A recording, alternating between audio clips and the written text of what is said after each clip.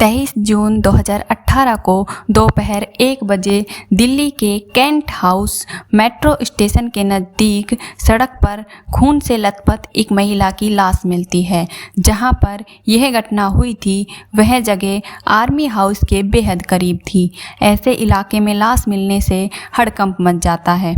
Police तुरंत इस घटना की जांच में लग जाती है। शुरुआती कुछ घंटों तक तो लाश की पहचान भी नहीं हो पाती है, क्योंकि लाश के पास ना कोई आईडी मिलती है और ना ही कोई मोबाइल फ़ोन। मगर जब लाश की पहचान होती है तो उस महिला के बारे में जानकर पूरे पुलिस फोर्स में हड़कंप मच जाता है, क्योंकि मरने वाली महिला कोई मामूली महिला नहीं थी, बल्कि यह एक हाई प्रोफाइल मामला था।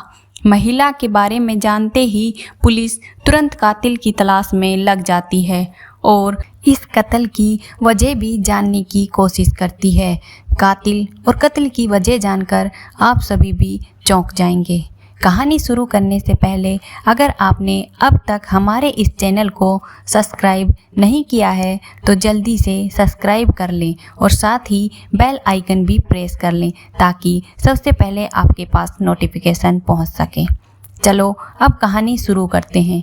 जैसा कि हमने शुरुआत में बताया कि कैंट मेट्रो स्टेशन के नज़दीक सड़क से गुजर रहे कुछ लोगों ने देखा कि सड़क पर लहूलुहान हालत में एक महिला मृत पड़ी हुई है। तो उनमें से एक आदमी ने पुलिस को इस घटना की जानकारी दी। जानकारी मिलते ही पुलिस वहां तुरंत पहुंच जाती है। पहली नज़र में देखने से ऐसा लग रहा था कि महिला को किसी ने गाड़ी से टक्कर मार दी है। पुलिस इसे हिट एंड रन का मामला मानते हुए अपनी जांच को आगे बढ़ाती है। पुलिस घटना स्थल की संवेदनशीलता को देखते हुए तुरंत फोरेंसिक टीम को बुला लेती है। शुरुआती जांच में ही फोरेंसिक टीम में यह दावा किया जाता है कि यह हिट एंड रन का मामला नहीं है, बल्कि इस महिला की पहले हत्या की गई है और इस हत्या को एक्सीडेंट का रूप देने के लिए महिला के शरीर पर गाड़ी चढ़ाई गई है। फोरेंसिक टीम ने जब महिला के शरीर की जांच की तो उन्हें उस महिला की गर्दन पर गहरे घाव और निशान मिले। उन निशानों को देखकर फोरेंसिक टीम समझ जाती है कि किसी तेज हथियार से पहले इस महिला के गले को रैंदा गया है, फिर उसके शरीर को इस स्थल पर फेंकने के बाद उस पर गाड़ी चढ़ाई गई है। पुलिस को शक होता है कि यह हत्या, रॉबरी या सेक्सुअल असॉल्ट की वजह से हो सकती है, तो पुलिस इसकी जांच करती है।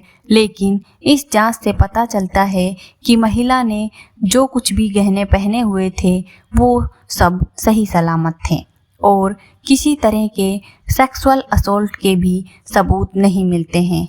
लेकिन महिला के पास ना तो कोई आईडी मिलती है और ना ही कोई मोबाइल जिससे उस महिला की पहचान की जा सके। अब पुलिस सबसे पहले उस शव की पहचान करने में जुट जाती है। महिला की लाश दिन में लगभग 1 बजे मिली थी। उसके बाद कई घंटे बीत जाते हैं, लेकिन उस महिला की पहचान नहीं हो पाती है। दिल्ली के दूसरे पुलिस थानों में भी मृत महिला की तस्वीर भेज दी जाती है, ताकि जल्द से जल्द इस महिला की पहचान की जा सके। लेकिन फिर भी उनके हाथ कुछ नहीं लगा। फिर शाम के लगभग 4 बजे नारायणा पुलिस स्टेशन में एक व्यक्ति आता है और पुलिस वालों को कहता है कि दिन में उसकी पत्नी घर से बाहर गई थी, लेकिन अब तक नहीं लौटी। उसका मोबाइल भी स्विच ऑफ आ रहा है। इस व्यक्ति की पूरी बात सुनकर पुलिस वाले उस महिला की तस्वीर इस व्यक्ति को दिखाते हैं जो थोड़ी देर पहले ही इस थाने में आई थी। उस तस्वीर को देखते ही वह व्यक्ति बहुत ज़्यादा घबरा जाता है और कहता है कि यही तो मेरी पत्नी है। यह व्यक्ति कोई मामूली इंसान नहीं था, बल्कि इंडियन आर्मी के मेजर अमित द्विवेदी हैं और वो मृत महिला उनकी पत्नी शैलजा द्विवेदी थी। शैलजा द्विवेदी मूल रूप से पंजाब के अमृतसर की रहने वाली थी। इनकी शादी कुछ साल पहले ही अमित द्विवेदी से हुई थी। इनका एक 6 साल का बच्चा भी था। अमित द्विवेदी का हाल ही में दिल्ली ट्रांसफ़र हुआ था और ये दिल्ली में ही आर्मी क्वार्टर में रह रही थी। शैलजा द्विवेदी दिखने में बेहद खूबसूरत थी। इन्होंने कई फैशन ब्यूटी कंपटीशन में भी भाग लिया था और कई ब्यूटी कंपटीशन इन्होंने जीते भी थे। शैलजा ने मॉडलिंग की दुनिया में भी कोशिश की थी। मृत महिला की पहचान मेजर की वाइफ के रूप में होने की वजह से यह केस बेहद ही हाई प्रोफाइल मामला बन जाता है। यह केस एसआई विजय कुमार और उसकी टीम को सौंपा जाता है। यह सभी पुलिस अधिकारी छानबीन में लग जाते हैं और जल्द से जल्द कत्ल की वजह और कातिल की तलाश खोजने लगते हैं। पुलिस द्वारा पूछताछ सबसे पहले शैलजा द्विवेदी के पति अमित द्विवेदी से ही की जाती है। अमित द्विवेदी बताते हैं कि कुछ हफ्ते पहले उनकी वाइफ शैलजा द्विवेदी का एक छोटा सा एक्सीडेंट हो गया था, जिससे उसके पैर में चोट लगी थी। पैर में लगातार दर्द रहने की वजह से वो अपना इलाज करवाने दिल्ली के आर्मी हॉस्पिटल में जाया करती थी। वहाँ उसे कुछ हफ्ते फिजियोथेरेपी कराने की सलाह दी गई थी। अमित द्विवेदी आगे बताते हैं कि शैलजा पिछले कुछ दिनों से लगातार यहाँ इलाज के लिए आ रही थी। रोज की तरह आज भी घर से उनके ड्राइवर ने ही आर्मी द्वारा दी गई गाड़ी से शैलजा को फिजियोथेरेपी कराने के लिए आर्मी हॉस्पिटल के बाहर ड्रॉप किया था। फिर कुछ समय बाद जब ड्राइवर रोज की तरह उन्हें हॉस्पिटल से लेने आया तो हॉस्पिटल से जानकारी मिली कि आज तो शैलजा द्विवेदी इलाज के लिए आई ही नहीं। इस बात की जानकारी ड्राइवर ने अमित द्विवेदी को दी। अमित द्विवेदी तुरंत शैलजा को कॉल लगाते हैं पर उसका फ़ोन स्विच ऑफ आता है। तो अमित द्विवेदी उसके दोस्तों और रिश्तेदार से शैलजा के बारे में पूछता है, लेकिन शैलजा के बारे में कहीं से कोई जानकारी नहीं मिलती है। इसके बाद अमित द्विवेदी तुरंत दिल्ली के नारायणा पुलिस स्टेशन पहुंचते हैं और वहां फ़ोटो के जरिए अपनी पत्नी की पहचान करते हैं। पहचान होने के बाद अमित द्विवेदी को हॉस्पिटल ले जाया जाता है, जहां शैलजा का शव रखा हुआ था। शव को देखते ही अमित द्विवेदी शव की पुष्टि करते हैं। शव की पहचान होने के बाद पुलिस कत्ल की वजह और कातिल की खोज में लग जाती है और अमित द्विवेदी से पूछती है कि क्या आपको किसी पर शक है। इस पर अमित द्विवेदी जिस इंसान का नाम लेते हैं उसे सुनकर सब चौंक जाते हैं। अमित द्विवेदी इंडियन आर्मी के ही एक मेजर निखिल रॉय हांडा का नाम लेते हुए कहते हैं कि उसी ने शैलजा की हत्या की है, क्योंकि वो काफ़ी समय से शैलजा को परेशान कर रहा था। अब सबसे पहले पुलिस निखिल रॉय हांडा के बारे में जानकारी निकलवाती है तो पता चलता है कि मेजर निखिल रॉय हांडा की पोस्टिंग तो मेरठ बेस कैंप में है।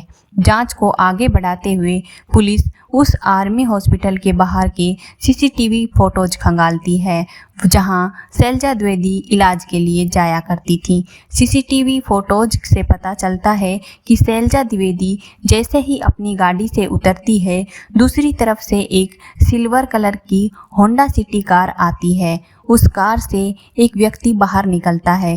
थोड़ी देर बाद शैलजा से बात कर वो दोनों उस कार में बैठकर वहां से चले जाते हैं। कार से बाहर निकले उस व्यक्ति की पहचान मेजर अमित द्विवेदी करते हैं और पुलिस को बताते हैं कि यही मेजर निखिल रॉय हांडा है। मेजर निखिल रॉय हांडा की लोकेशन हिस्ट्री और कॉल हिस्ट्री से भी पता चलता है कि जिस समय सड़क पर शैलजा द्विवेदी की लाश मिली उससे कुछ देर पहले तक शैलजा द्विवेदी और मेजर निखिल रॉय हांडा का लोकेशन एक ही जगह का था। इसके अलावा घटना वाले दिन यानी 23 जून 2018 को सुबह 10 बजे से 12 बजे तक दोनों के बीच कई बार फ़ोन पर बात भी हुई थी। खुलासों के बाद दिल्ली पुलिस मेजर निखिल रॉय हांडा की तलाश में लग जाती है, लेकिन उनका कहीं पता नहीं चलता है। इसके बाद अगले दिन यानी 24 जून 2018 की सुबह दिल्ली पुलिस के कुछ काबिल अफसरों के नेतृत्व में 6 टीम बनाई जाती है और उन्हें जल्द से जल्द मेजर निखिल हांडा को पकड़ने का काम दिया जाता है। पुलिस की टीम अलग अलग जगह छापामारी करती है, लेकिन मेजर निखिल हांडा का कुछ पता नहीं चलता है।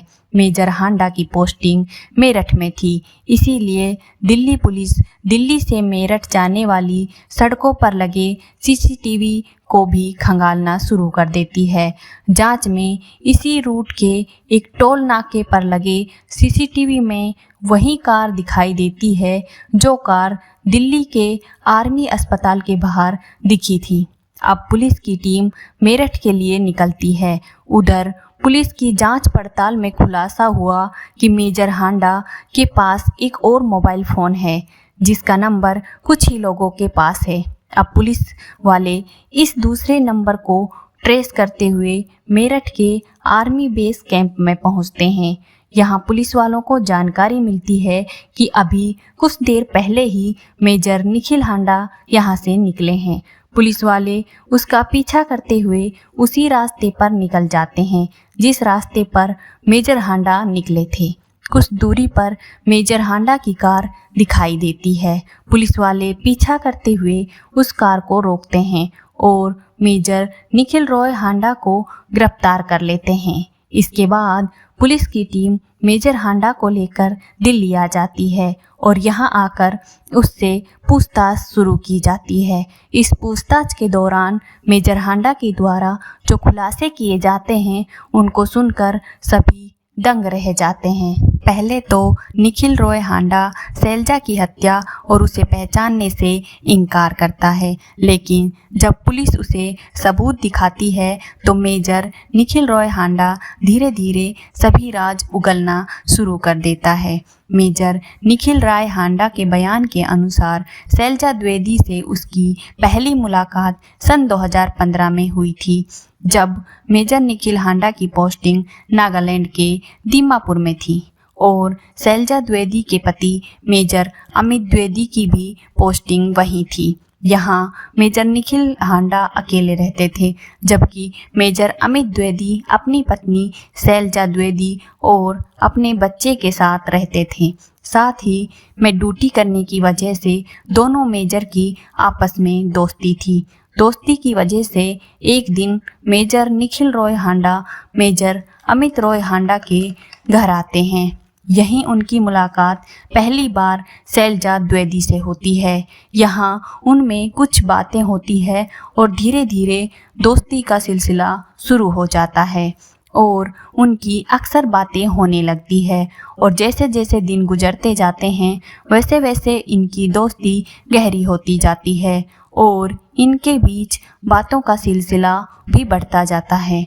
पहले मेजर निखिल रॉय हांडा की शैलजा द्विवेदी से कभी कभी मुलाकात होती थी और ज़्यादातर ये दोनों फ़ोन पर ही बात किया करते थे, लेकिन धीरे धीरे ये दोनों वीडियो कॉलिंग पर भी बात करना शुरू कर देते हैं। मेजर निखिल रॉय हांडा के बयान के अनुसार मेजर निखिल हांडा और शैलजा द्विवेदी तब वीडियो कॉलिंग करते थे जब मेजर अमित द्विवेदी ड्यूटी पर होता था। शैलजा उन्हें इस बात की भनक भी नहीं लगने देती थी कि वो मेजर निखिल रॉय हांडा से बात करती है। ऐसा सन 2015 से जनवरी 2018 तक चलता रहता है, मगर एक दिन जब शैलजा द्विवेदी मेजर निखिल रॉय हांडा से वीडियो कॉलिंग पर बात कर रही थी, तभी मेजर अमित द्विवेदी वहां आ जाते हैं और ये सब देखने के बाद मेजर अमित द्विवेदी अपनी पत्नी शैलजा द्विवेदी को काफ़ी डांटते हैं और इस बात को लेकर इन दोनों में झगड़ा हो जाता है और अमित द्विवेदी शैलजा से कहते हैं कि आज के बाद तुम कभी भी निखिल हांडा से बात नहीं करोगी। और निखिल हांडा से भी मुलाकात करके अमित द्विवेदी कहते हैं कि आज के बाद तुम शैलजा से कोई संपर्क नहीं रखोगे वरना बहुत बुरा होगा। निखिल रॉय हांडा के बयान के अनुसार इस घटना के बाद कुछ महीनों तक तो शैलजा और निखिल की फ़ोन पर बात नहीं हो पाती है, मगर कुछ महीनों बाद एक बार फिर से उन दोनों में बातचीत शुरू हो जाती है। इस घटना के कुछ ही समय बाद यानी अप्रैल 2018 अमित द्विवेदी का ट्रांसफ़र दिल्ली हो जाता है, जिस कारण अमित द्विवेदी अपने परिवार के साथ दिल्ली आ जाते हैं और आर्मी क्वार्टर में ही रहने लगते हैं, जबकि निखिल रॉय हांडा का इनसे पहले मेरठ बेस कैंप में ट्रांसफ़र हो जाता है। मेजर निखिल रॉय हांडा के बयान के अनुसार अमित द्विवेदी ने वीडियो कॉलिंग करते हुए जब से शैलजा को पकड़ा था तब से ही शैलजा निखिल रॉय हांडा से कुछ महीनों तक तो बिल्कुल बात नहीं करती है, लेकिन निखिल रॉय हांडा के जोर देने पर दोनों में एक बार फिर से बातचीत शुरू हो जाती है। लेकिन शैलजा अब पहले की तरह रिस्पॉन्स नहीं दे रही थी। शायद शैलजा को अपनी गलती का एहसास हो रहा था। मई महीने तक तो स्थिति ऐसी हो जाती है कि शैलजा निखिल हांडा के फ़ोन कॉल्स को इग्नोर करने लगती है, लेकिन फिर भी मेजर निखिल रॉय हांडा फ़ोन करना बंद नहीं करता है और अब वो शैलजा पर अपने पति अमित द्विवेदी को छोड़ने का दबाव बनाने लगता है ताकि वो शैलजा से शादी कर सके। कमाल की बात तो यह थी कि निखिल रॉय हांडा पहले से ही शादीशुदा थे और उनका एक बेटा भी था। इसके बाद भी मेजर निखिल रॉय हांडा शैलजा द्विवेदी पर शादी का दबाव बना रहे, जिस कारण जून महीने तक शैलजा द्विवेदी निखिल रॉय हांडा का फ़ोन उठाना बिल्कुल बंद ही कर देती है और इसी बीच शैलजा द्विवेदी का एक छोटा सा एक्सीडेंट हो जाता है और वो आर्मी हॉस्पिटल में अपना इलाज करवाना शुरू करती है। इसकी जानकारी निखिल हांडा को होती है। चूँकि शैलजा द्विवेदी ने अब निखिल हांडा का फ़ोन कॉल उठाना बंद कर रखा था, तो निखिल रॉय हांडा 2 जून को मेरठ से दिल्ली आता है और खुद को माइग्रेन का मरीज बताकर उसी हॉस्पिटल में अपना इलाज शुरू करवा लेता है।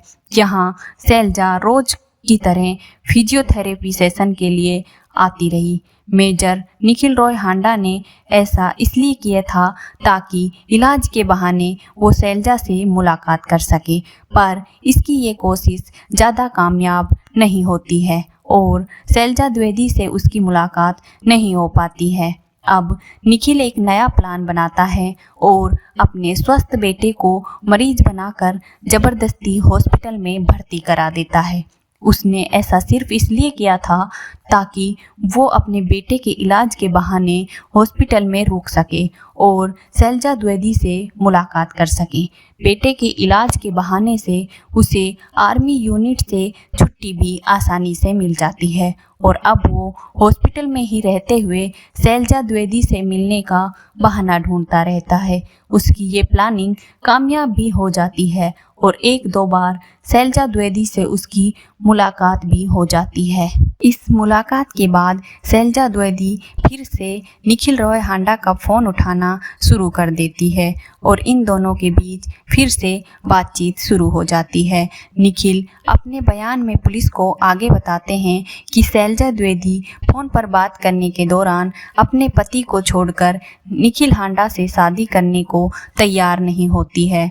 तो एक दिन निखिल फ़ोन कर बात करते हुए शैलजा से कहता है कि कम से कम तुम मुझसे एक बार मिल तो लो, इसके बाद मैं तुम्हें कभी भी फ़ोन नहीं करूँगा। इसके बाद 23 जून 2018 को जब शैलजा द्विवेदी आर्मी हॉस्पिटल रोज़ की तरह फिजियोथेरेपी सेशन के लिए आती है, तो इस बार वो हॉस्पिटल के अंदर नहीं जाती है और बाहर ही रुक जाती है।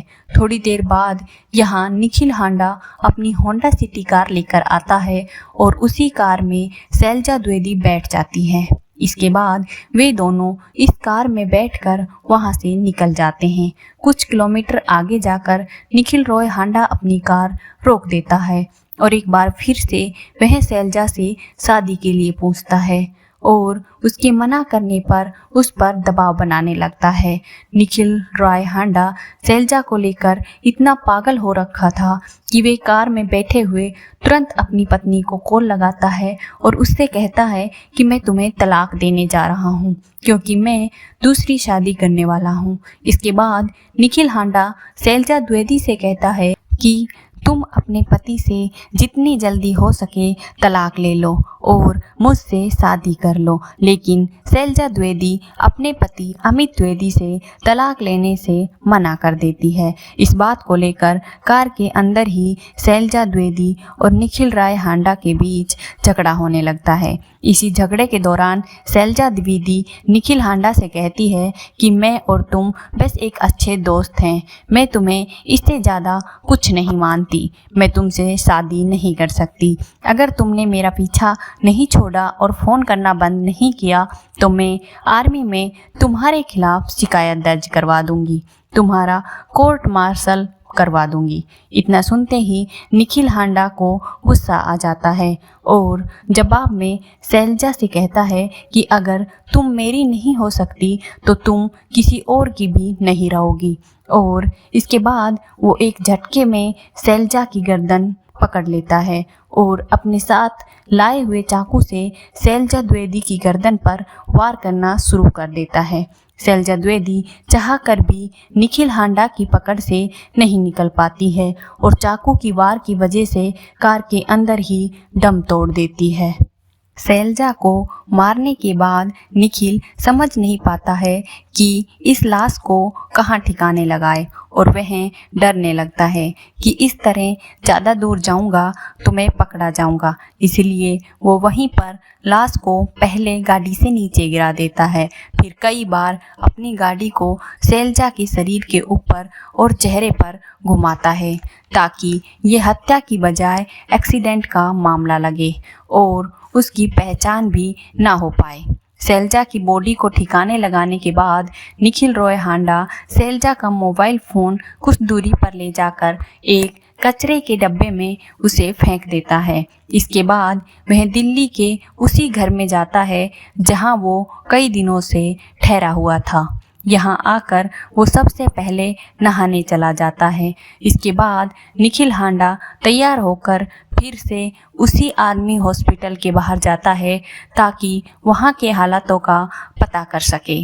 सब कुछ शांत देखकर अब सबूत मिटाने के लिए कार को ठिकाने लगाने का प्लान बनाने लगता है क्योंकि कार के टायर में और कार के अंदर काफ़ी खून लगा हुआ था। तो निखिल जल्द से जल्द कार को धुलवाने की फिराक में लग गया, मगर उसे डर सताने लगता है कि अगर दिल्ली में धुलवाने गया तो वो पकड़ा जाएगा, इसीलिए वो मेरठ चला जाता है। निखिल हांडा को लग रहा था कि वो कार को ठिकाने लगाकर बेस कैंप में ही छुपकर रह सकता है, मगर पुलिस की छानबीन के आगे निखिल हांडा की हर चाल नाकामयाब हो जाती है और आखिरकार वो पकड़ा जाता है। निखिल हांडा को गिरफ्तार करने के बाद 14 दिनों की पुलिस रिमांड में भेज दिया जाता है। पूछताछ के साथ साथ पुलिस हत्या के सबूत जुटाना भी शुरू कर देती है। इसी सिलसिले में सबसे पहले मेजर निखिल हांडा की कार से 2 चाकू भी बरामद कर लिए जाते हैं जिसका इस्तेमाल शैलजा का गला रेंदने में किया गया था। इसके अलावा पुलिस निखिल हांडा और शैलजा द्विवेदी के कॉल रिकॉर्ड्स भी निकलवाती है जिससे पता चलता है कि पिछले सिर्फ 6 महीनों में निखिल रॉय हांडा ने शैलजा द्विवेदी को 3352 बार कॉल किया था। इस दौरान इनकी कई बार काफ़ी लंबी बातचीत भी हुई थी। इतना ही नहीं, जिस दिन निखिल रॉय हांडा ने शैलजा की हत्या की थी उस दिन भी वो शैलजा को 10 बजे से ही लगातार कॉल कर रहा था और आखिरी कॉल 12 बजे किया था। पुलिस अपनी छानबीन के दौरान शैलजा का वो मोबाइल भी उस कचरे के डिब्बे से बरामद कर लेती है जिसको निखिल रॉय हांडा ने शैलजा की हत्या के बाद वहां फेंका था। मेजर निखिल रॉय हांडा इस हत्या को आवेश में आकर अचानक से की गई हत्या के तौर पर बताता है। मगर पुलिस जब निखिल रॉय हांडा के मोबाइल फ़ोन को जब्त कर जांच पड़ताल शुरू करती है तो पता चलता है कि निखिल हांडा ने इस हत्या वाली रात से ठीक पहले वाली रात इंटरनेट पर कई बार how to kill someone search किया था। इसके अलावा उसने सबूत मिटाने के तरीकों के बारे में भी गूगल सर्च किया था। निखिल हांडा ने यूट्यूब पर भी हत्या करने के तरीकों से जुड़ी कई वीडियोस देखी थी। इन सभी सबूतों से पता चलता है कि निखिल ने शैलजा हत्या की प्लानिंग पहले से ही बना रखी थी। शैलजा की नज़र में निखिल से उसकी मामूली दोस्ती थी, मगर निखिल रॉय हांडा इस दोस्ती को प्यार समझने लगता है। वैसे एक तरफ निखिल रॉय हांडा शैलजा द्विवेदी से प्यार का दावा करता था, दूसरी तरफ वो 2 मोबाइल फ़ोन यूज करता था। एक मोबाइल में उसने अपना असली नाम और पहचान के साथ फेसबुक अकाउंट बना रखा था, जबकि दूसरे मोबाइल में एक फर्जी आईडी चलाता था। उस आईडी में निखिल हांडा ने खुद को दिल्ली का एक बड़ा बिजनेसमैन बताया हुआ था। वो उस आईडी से लड़कियों को फंसाता था, यहाँ तक कि जिस दिन उसने शैलजा द्विवेदी की हत्या की उस दिन भी वह 2 लड़कियों से लगातार संपर्क में था और हत्या वाली रात काफ़ी देर तक उन लड़कियों से बात भी की थी। फिलहाल निखिल रॉय हांडा जेल में अपने किए की सज़ा काट रहा है। अभी तक इस केस का कोई फैसला नहीं आया है। कोर्ट में इसकी सुनवाई ही चल रही है। आपकी राय के अनुसार निखिल रॉय हांडा को क्या सज़ा मिलनी चाहिए, कमेंट बॉक्स में ज़रूर बताएं और वीडियो को ज़्यादा से ज़्यादा शेयर करें ताकि और लोग भी इस खौफनाक कहानी के बारे में जान सकें। अभी तक आपने हमारे चैनल को सब्सक्राइब नहीं किया है तो कर लें। धन्यवाद।